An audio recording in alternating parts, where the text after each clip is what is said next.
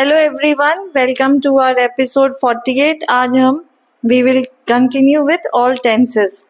We will talk about simple future tense.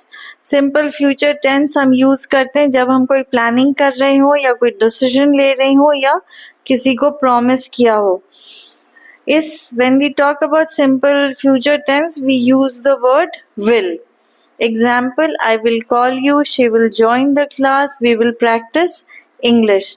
फिर हम बात करते हैं प्रेजेंट परफेक्ट टेंस के बारे में. इसमें क्या होता है, इसमें एक्शन पास्ट में हुआ होता है and the result is present. So it is past action with present result. इसमें टाइम मेंशन करना जरूरी नहीं है. Result is important. Example, I have finished my work, she has learned English basics, we have seen this movie.